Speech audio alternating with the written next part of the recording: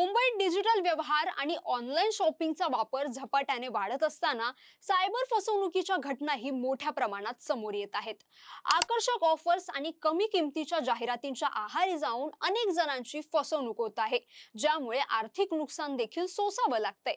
Social मीडियावर दिसणाऱ्या भुरळ घालणाऱ्या जाहिरातींमुळे ग्राहक सहजपणे विश्वास ठेवतात. मात्र अशा ऑफर्सच्या मागे अनेकदा फसवणुकीचं जाळं लपलेलं असतं.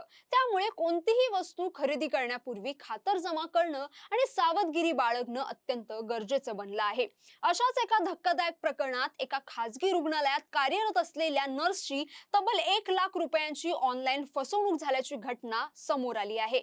नेमकं प्रकरण काय आहे पाहूयात सविस्तर. नमस्कार, मी जान्हवी जाधव आणि आपण पाहत आहात टाइम महाराष्ट्र. ऑनलाईन शॉपिंगचा वाढता ट्रेंड आता शहरी भागांसह ग्रामीण भागातही झपाट्याने पसरताना दिसत आहे. घर बसल्या वस्तू मागवण्याची सोय, आकर्षक सवलती आणि विविध पर्यायांमुळे ग्राहक मोठ्या प्रमाणात डिजिटल खरेदीकडे वळत आहेत. आजकाल प्रत्येक सामान्य नागरिक साध्या छोट्या मोठ्या गोष्टी या ऑनलाईन मागवत असतो. अशातच महिलांचा ऑनलाईन शॉपिंगकडे झुकाव अधिक असल्याचं पाहायला मिळत आहे. प्रत्येक वस्तू स्वस्तात आणि आकर्षक ऑफर्समध्ये मिळत असल्याने अनेकदा त्या पटकन खरेदीचा निर्णय घेतात. मात्र या घाई गडबडीत ऑफर्सची खातरजमा न करता व्यवहार केल्यामुळे काही वेळा त्या सायबर फसवणुकीच्या जाळ्यात अडकण्याची शक्यता वाढते. ऑनलाईन शॉपिंग करताना दिसणाऱ्या आकर्षक ऑफर्स कधी कधी किती भयानक ठरू शकतात याचं धक्कादायक उदाहरण मुंबईत समोर आलं आहे.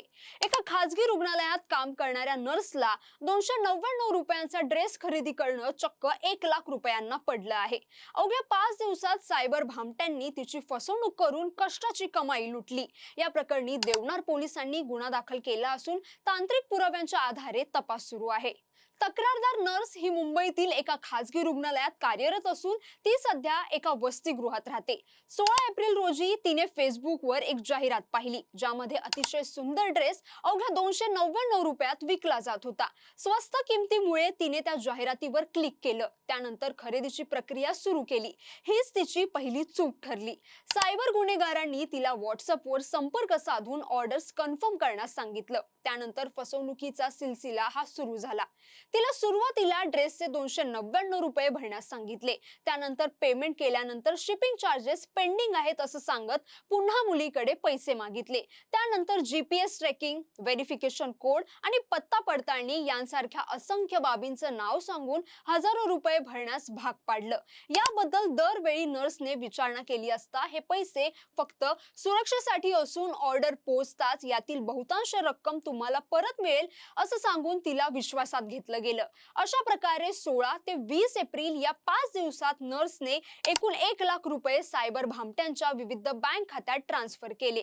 जेव्हा 1 लाख रुपये देऊनही ड्रेस मिळाला नाही आणि समोरच्या व्यक्तीने अजून पैशांची मागणी सुरूच ठेवली, तेव्हा नर्सला शंका आली. यानंतर तिला फसवणूक झाल्याची खात्री पटली. तिने तात्काळ सायबर गुन्हे शाखेच्या 1930 या हेल्पलाईन क्रमांकावर कॉल करून तक्रार नोंदवली. त्यानंतर देवनार पोलीस ठाण्यात अधिकृत FIR दाखल करण्यात आला.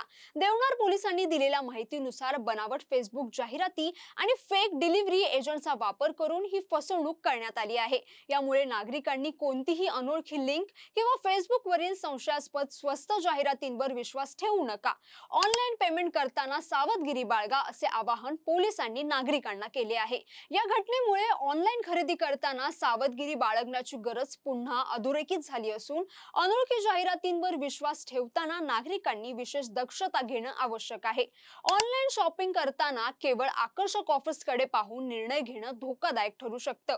सायबर गुन्हेगार नवनवीन पद्धती वापरून लोकांचा विश्वास जिंकतात आणि त्यानंतर आर्थिक फसवणूक करतात. त्यामुळे कोणतीही खरेदी करण्यापूर्वी संबंधित वेबसाईट आणि विक्रेत्याची खातरजमा करणं अत्यावश्यक आहे. नागरिकांनी अनोळखी लिंकवर क्लिक करणं टाळावं, सोशल मीडियावरील संशयास्पद जाहिरातींपासून दूर राहावं आणि कोणत्याही कारणाखाली वारंवार पैसे मागितले जात असतील तर ते तात्काळ सतर्क व्हावं असं इथे आवाहन करण्यात येतंय.